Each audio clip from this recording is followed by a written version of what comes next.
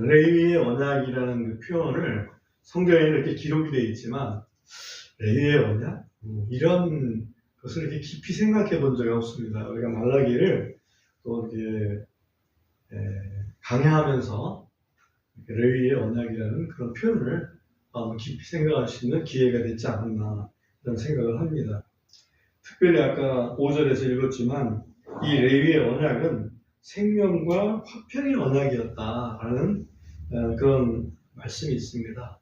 그러니까 레위하고 뭔가 언약을 주셨는데 그 언약은 생명을 얻기 위한 것이고 화평을 얻기 위한 것이다. 레위는 뭐 하는 사람입니까? 율법을 집행하는 그런 사람이고 율법을 지도하는 그런 사람인 것을 우리가 알 수 있습니다. 그 레위의 대표적인 후손이 누구냐면 모세와 아론이었습니다. 그래서 우리가 생각해 보면 레위의 언약이라는 게 무엇인지 좀 더 뭔가 마음에 와닿을 것이라고 이렇게 봅니다. 근데 그 언약은 생명의 언약이고 화평의 언약인데 그 언약을 저버리면 생명 대신 사망이고 화평 대신 저주가 임하게 된다는 것도 우리가 이 말씀을 통해서 또한 배울 수가 있습니다. 자, 우리 1절부터 한번 보겠습니다. 너희 제사장들아, 이제 이 명령은 너희를 위한 것이니라. 제사장들에게 지금 하나님께서 명령하고 계십니다. 우리 그리스도인들은 그리스도 안에서 그리스도께서 세우신 어찌 보면 제사장들이죠. 그러므로 우리가 이 제사장들아 그러면 우리 그리스도인들에게 명령을 하신다 이렇게 봐도 거의 틀림이 없지 않나. 그러나 이 구약에 있는 예언서들은 그 대상이 기본적으로 이스라엘 백성입니다. 그러니까 그걸 적용할 때 한계가 있습니다만은 영적으로 한번 그렇게 적용을 해볼 수도 있다. 그 다음에 2절 보시면 만군의 주가 말하노라. 만일 너희가 듣지 아니하고 또 너희가 그것을 마음에 두지 아니하며 내 이름에 영광을 돌리지 아니하면, 이런 표현이 있습니다.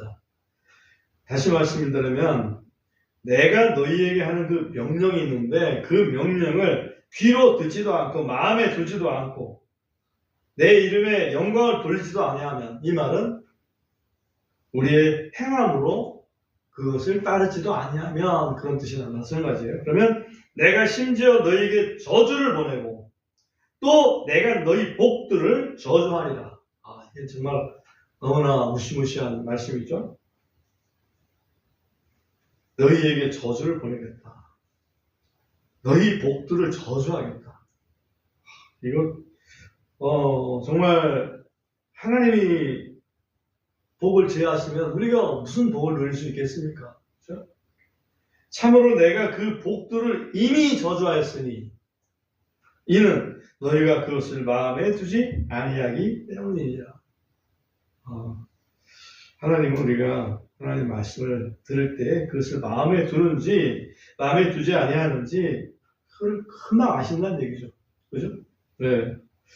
3절에 보시면 보라, 내가 너희의 씨를 썩게 하고 너희 얼굴에 똥, 곧 너희의 엄숙한 명절들의 똥을 바르리니, 똥은 재물의 똥을 얘기하겠죠.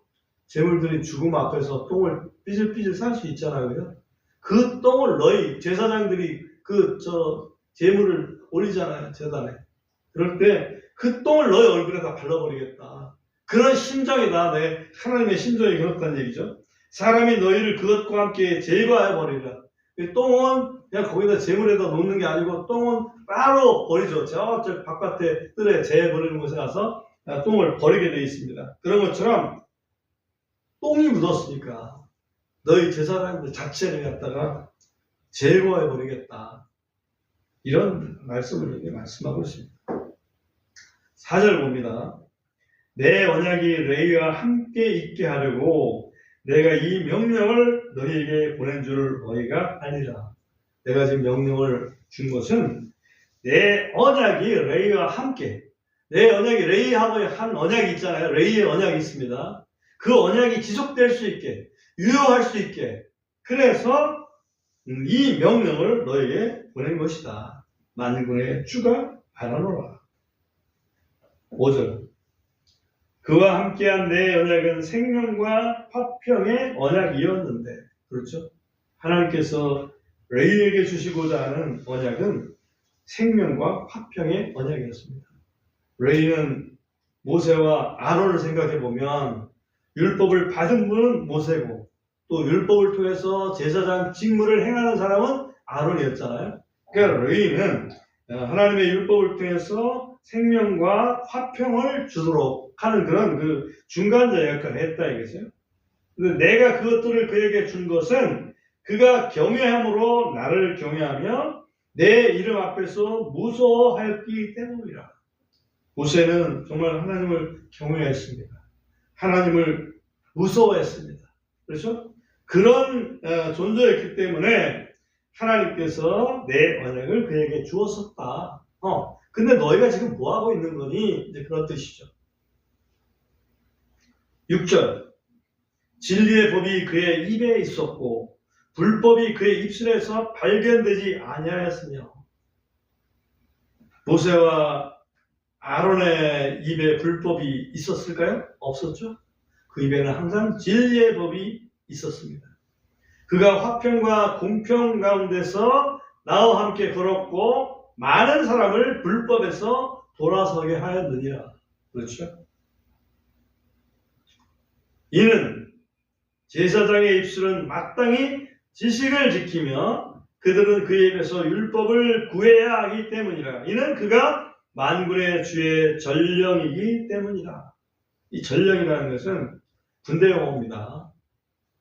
어떤 명령을 전달하는 그런 사람을 전령이라고 얘기를 합니다.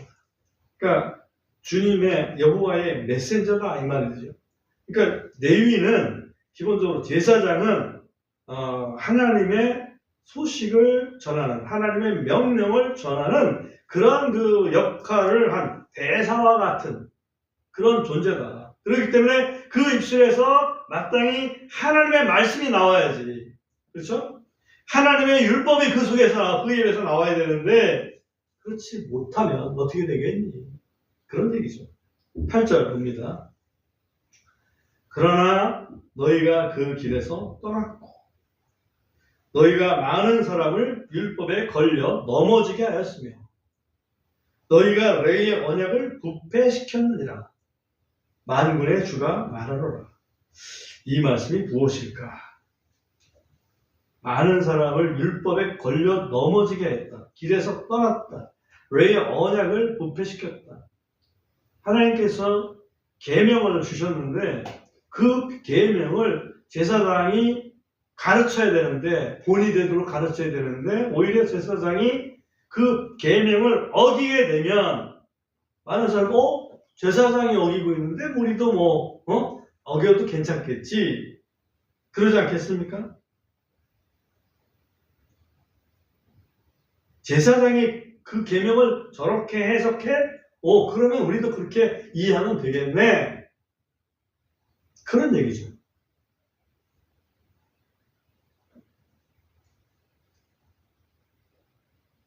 예를 들면 민수기 시절에 보면 마지막 때 모압 지역에 오지 않습니까? 소위 유명한 그 발람의 예언이 나올 때 그때 얘기죠. 그 발람의 예언이 끝난 다음에 이스라엘 사람들이 모압 여인들과 뭘 합니까? 음행을 하죠. 모압 여인들을 취해서 하나님을 저버리고 그렇게 할 때 하나님이 너무나 진노하셨는데 그때 그 진노를 누그러뜨린 사람이 누굽니까? 비느하스라는 사람입니다. 그죠? 그게 바로 어떤 제사장의 역할이라고 봐야 됩니다. 근데 그런 일을 앞장섰던 사람들이 지도층에 있는 사람들이었다. 그것이 여기서 또 우리가 생각해 볼 문제이고요. 또 하나는 뭐냐면 또 사례가 뭐냐면 느헤미야 시대에 우리 느헤미야 잠깐 13장을 보고 오겠습니다.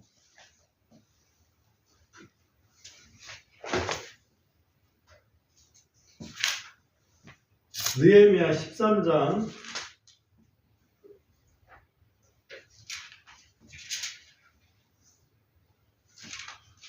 29절에 보면 이런 말씀이 있습니다.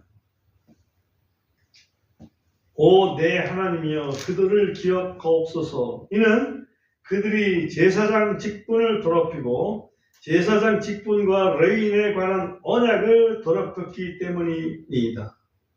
그죠? 왜 이런 말을 했냐면 그 위에 27절, 28절에 보면 그런즉 이방 아내와 결혼함으로 이 모든 큰 악을 행하고 우리 하나님께 범법하는 너희 말에 우리가 귀를 기울이겠느냐 하였더라. 대제사장 엘리야십의 아들 요야다의 아들들 중에 하나가 호론 사람 산발랏의 사위였으므로 내가 그를 내게서 쫓아내었더라. 대제사장의 아들이 이방인의 사위가 된다면 이방 여인과 결혼했다는 얘기죠. 본래 자기 아내가 없었던 게 아니에요. 본래 자기 아내가 없었던 게 아닌데 이방 여인과 다시 결혼함으로써 자기 아내를 어찌 보면 내보낸 거죠. 이런 악을 행했습니다. 그런 것들이 지금 말라기 2장에서 다시 언급되고 있다. 이렇게 우리가 이해를 하면 좋을 것 같아요. 말라기 2장으로 와서 2장 9절에 보면 그러므로 나도 너희가 내 길들을 지키지 아니하고 율법에서 편파적이었던 것 같이 너희로 하여금 모든 백성 앞에서 멸시받고 비천하게 하였느니라. 제사장들이라고 만고강산으로 이렇게 태평하게 지낼 수 있게 하지 않고 사람들 앞에서 멸시받고 천대받게 만들었다. 이렇게 말씀하고 계십니다.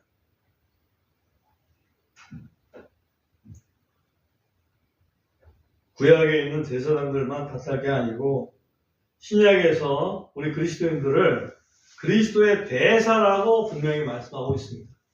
그러니 우리 그리스도의 대사된 자들이 하나님 명령을 무시하고 멸시하고 우리가 죄악 가운데 행한다면 우리도 하나님께서 제사장들을 멸시 천대받게 하셨던 것처럼 우리 그리스도인들을 세상에서 멸시 천대받게 하실 수 있다 하는 것을 우리가 꼭 생각을 해야 됩니다.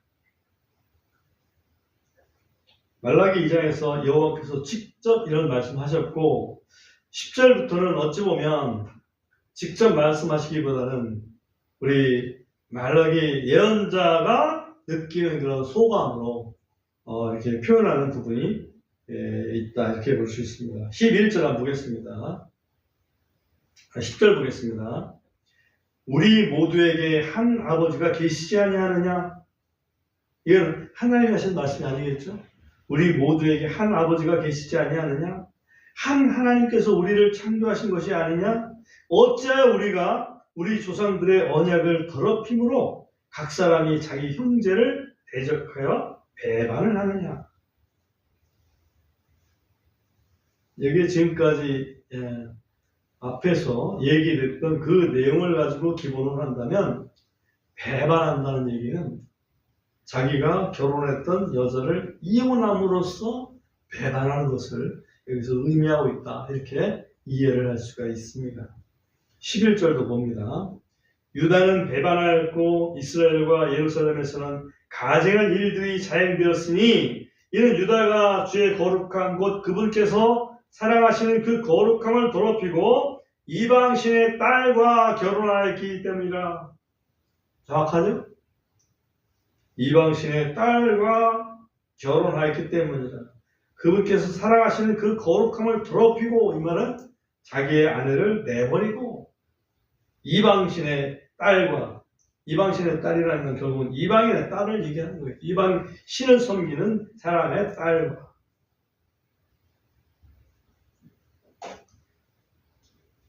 율법에는 이스라엘 백성들이 이방인들의 딸과 결혼하는 것이 허락이 되어 있을까요? 애매한 부분이 있지만, 왜? 애매한 부분이 있다는 얘기는 다윗도 모압 여인, 그죠? 다윗의 그 중조모가 모압 여인이었잖아요. 그런 거라든지, 또 솔로몬도 많은 이방 여인과 또 이렇게 결혼했습니다. 잘했다는 건 아닙니다만, 신명기 7장 3절에서 어떻게 돼 있었는지 잠시 한번 살펴보고 오겠습니다. 신명기 7장 3절에 가서 보면,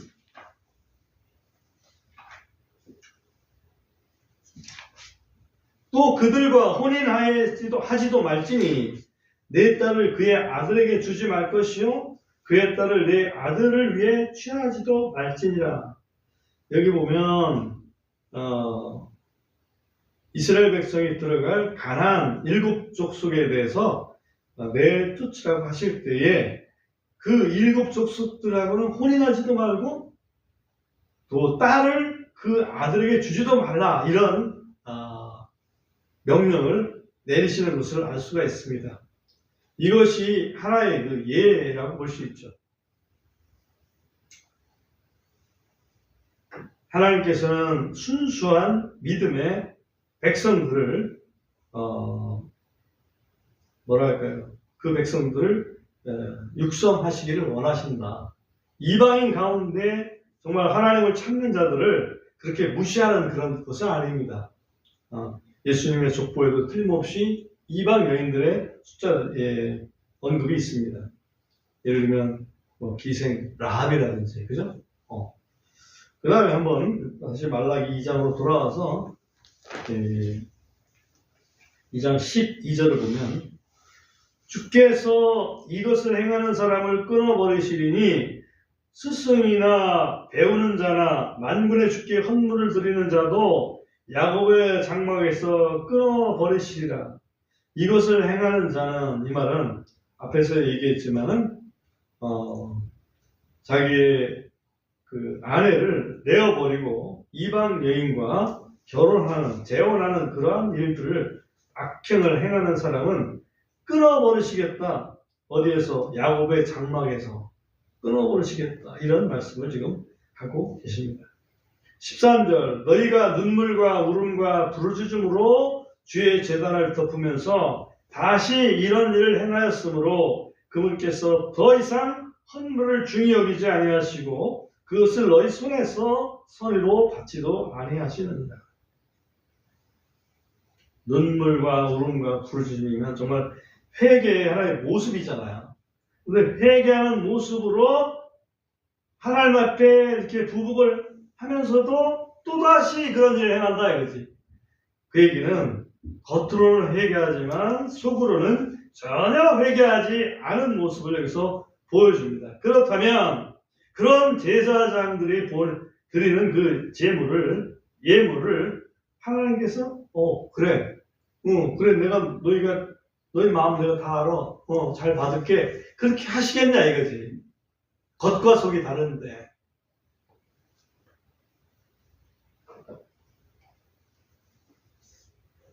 젊을 때 아내라는 표현이 14절에 나옵니다. 그럼에도 너희가 이르기를 어찌된 일이니까 하는도다. 이는 주께서 너와 네 젊을 때 아내 사이에서 증인이 되셨기 때문이니 너희가 그녀를 대적하여 배반하였으나. 그죠?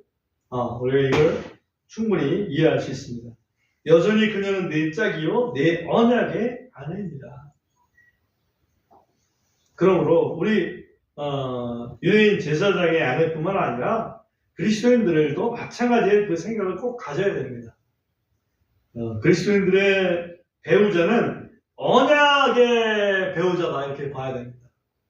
그 배우자를 대적하고 배반하는 것, 다시 말하면 이유 없이 쫓아내고 또 이혼하고 하는 것은 언약을 배반하는 것이다. 이렇게 우리가 이해를 해야 됩니다.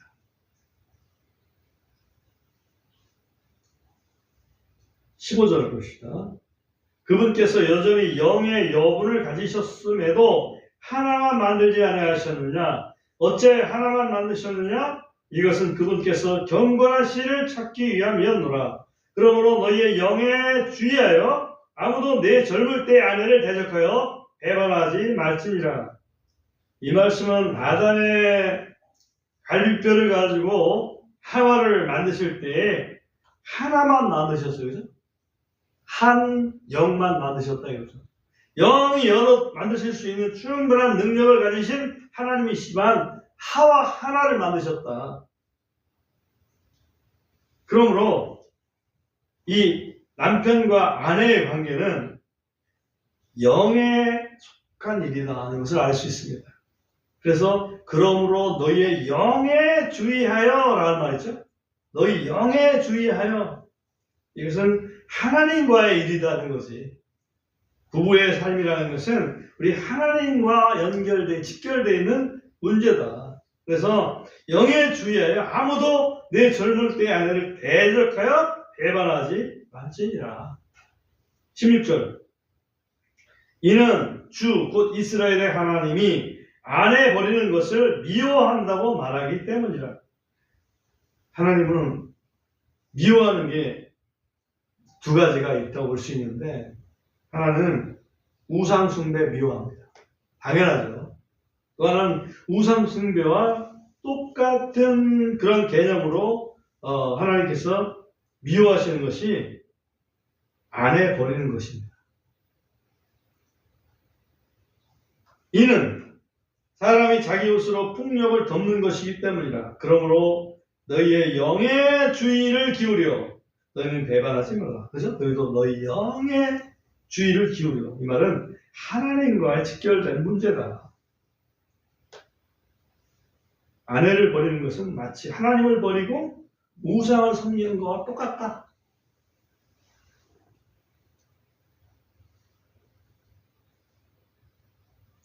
17절. 너희가 너희 말들로 주를 지치게 하는도다. 그럼에도 너희가 이르기를 우리가 어떤 점에서 그분을 지치게 하였나이까 하나니 너희가 이르기를 악을 행하는 모든 자마다 주의 눈앞에서 선하며 그분께서 그들을 기뻐하신다 하거나 혹은 심판의 하나님이 어디 계시냐 하는 점에서 그리하였느니라. 악을 행하는 사람을 보고 하나님이 기뻐하셔. 제사장들은 하나님이 무조건 기뻐하셔. 악을 행해도 기뻐하셔. 예를 들면 그렇게 얘기를 한다면 정말 이거는 하나님이 참을 말 하시겠나 이거지. 아니라는 얘기죠. 행악자를 갖다가 하나님의 눈앞에서 선하다고 말하면 하나님을 너무나 힘들게 하는 거죠. 지치게 하는 겁니다.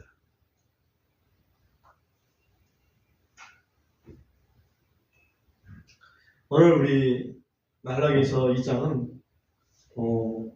하나님께서 말씀을 맡기신, 율법을 맡기신 그런 그 제사장들을 향해서 정말 아주 그 울분을 토하시는 그런 말씀이라고 봐요. 그것을 또 알기 때문에 말라기도 이 말씀을 그대로 받아들여가지고 제사장들한테 뭔가 좀 크게 또 같이 하나님과 보조를 맞춰서 뭐가 잘못됐는지를 다시 한번 얘기를 하는 그런 장면을 볼 수 있습니다.